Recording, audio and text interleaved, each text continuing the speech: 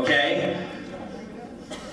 The college campuses where Gramsci and Marcuse and the Frankfurt School started, freedom of speech is freedom for thee, but not for me.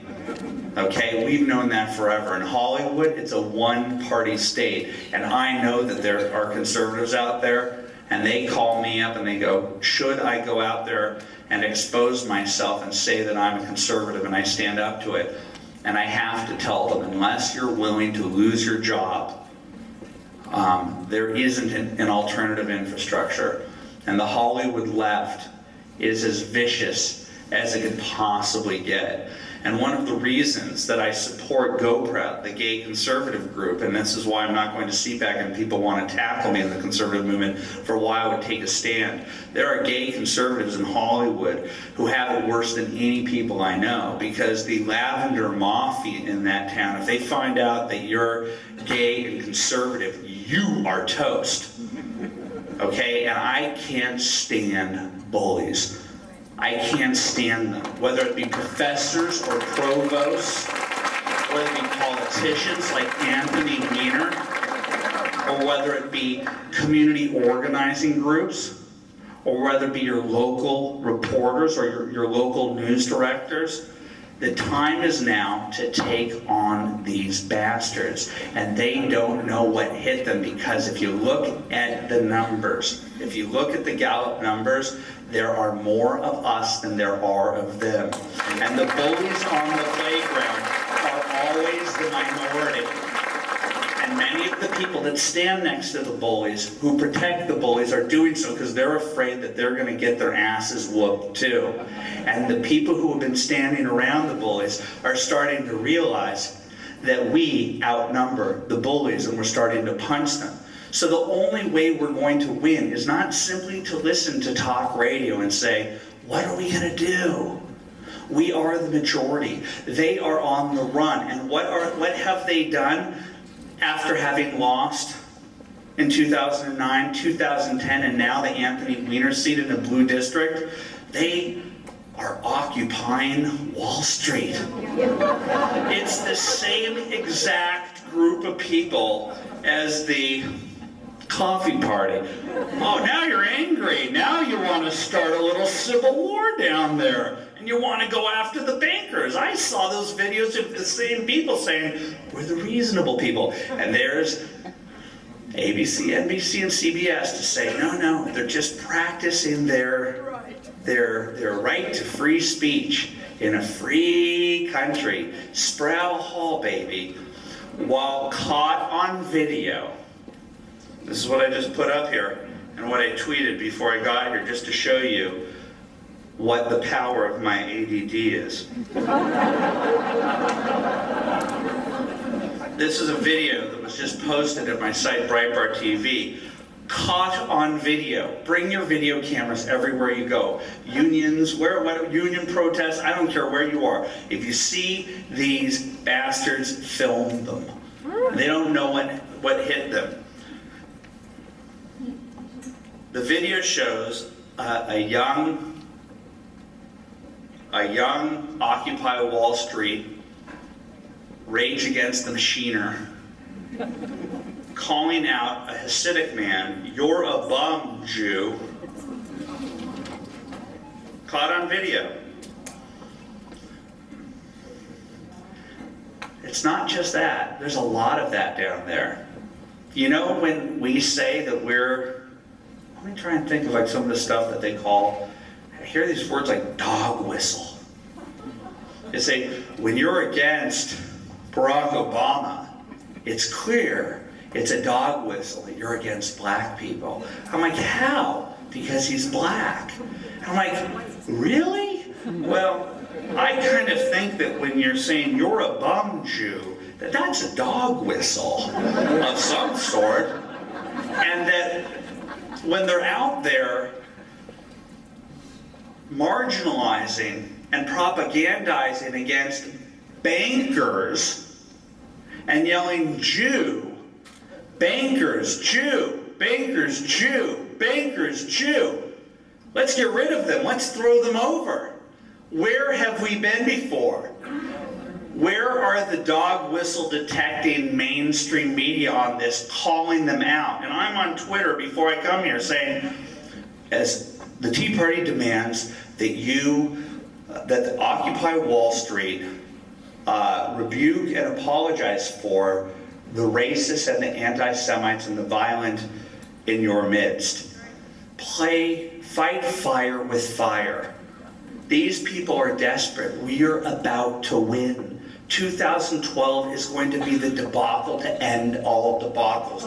But to sit here and just say, what can I do? It's manifestly obvious. Do it.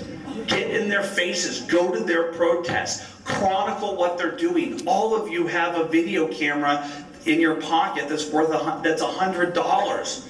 Go out there and film them. Flood the zone with the evidence that these thugs will not have their day ever again in the United States. Thank you very much.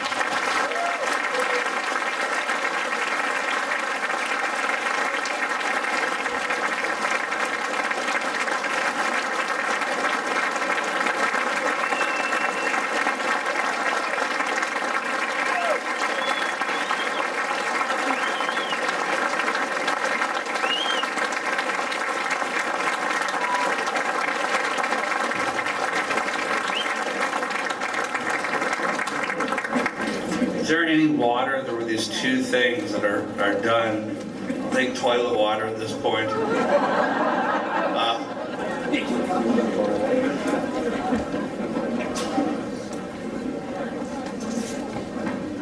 Yeah, hi, Andrew.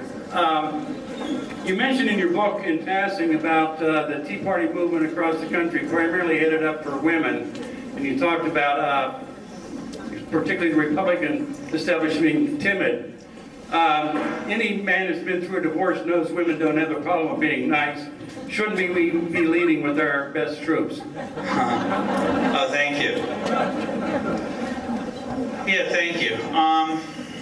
Yeah, I didn't touch on that, but this is just my former liberal critical theory deconstructivist leftist in me trying to analyze the social structure of the Tea Party. I've gone to about 50 Tea Party type events, perhaps more, and at about the 40th it became obvious that the majority, if not the whole, of the organizers at all the Tea Parties were women.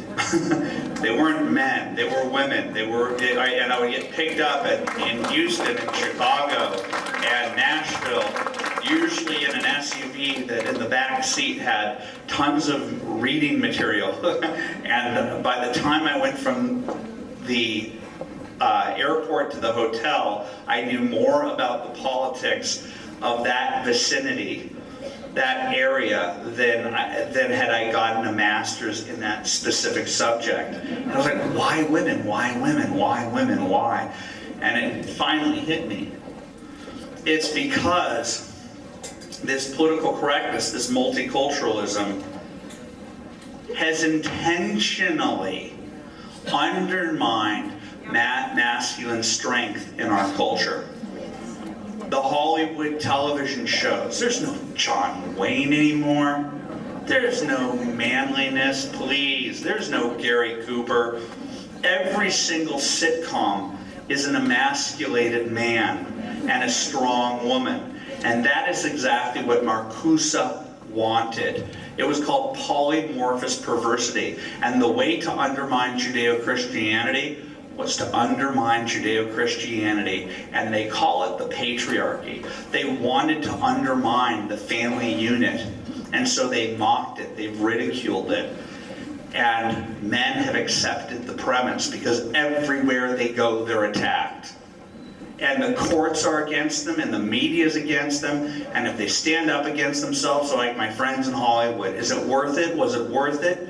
You now live in a one-bedroom apartment, you're shit out of luck, okay? And so the women are the ones who are saying, to hell with it, I'm gonna fight back. And that's what I've noticed. And the other thing that I've noticed at the Tea Parties, these women are just doing their natural duty and their natural organizers. Just, they've been dealing with kids in carpools and AYSO, and they're just natural organizers. They get shit done, okay?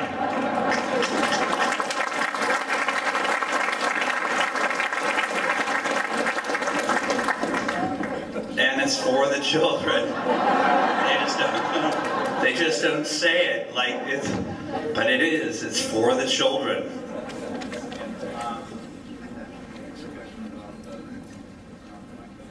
Andrew, is it true that in November... I didn't tell you the other thing. Don't get ahead of me, I'll get to you. The other thing I've recognized about the Tea Parties, it's led by women, the men are eunuchs. We're going to work on that, okay? We're going to work on that. Baby steps, okay, guys? We'll get out there. We'll show our stuff. But what I've also noticed is when I go to these tea parties, these AYSO mothers, who are now empty nesters to a great extent, because they want to do something, they don't know people from the inner city, but people from the inner city show up from the utopias. Those little utopias that the left has created, those little segregated communities that the left has created.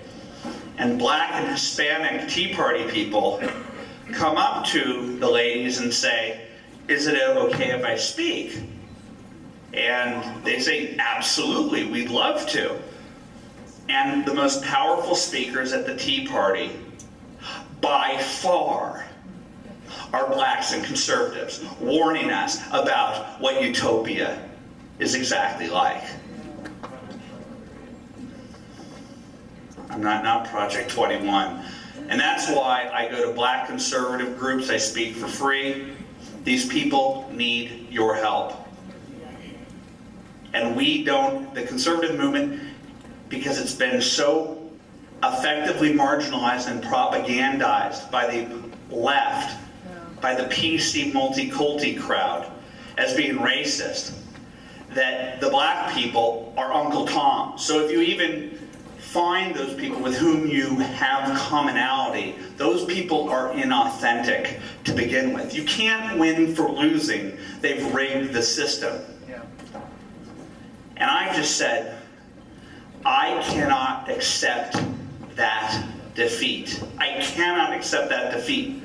And I believe that if the Tea Party is going to be successful, because this is a heck of a kickoff, that we're 3 years into this thing, and we have absolutely blown the minds of Nancy Pelosi and Harry Reid, and they are on the run.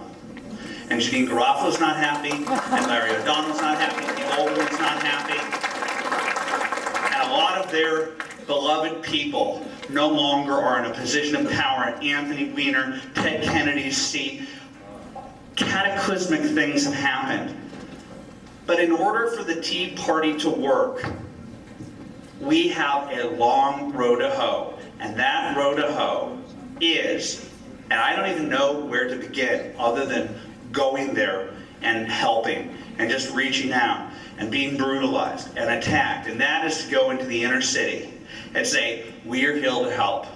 We're here to help. We are here, we'll do whatever it takes. We're not who the media portrays us to be. We'll do whatever it takes. Because the refounding of this country under constitutional principles, after a generation or two of the left trying to obliterate the Constitution, is only going to happen if all aspects of our society are invested in that Constitution.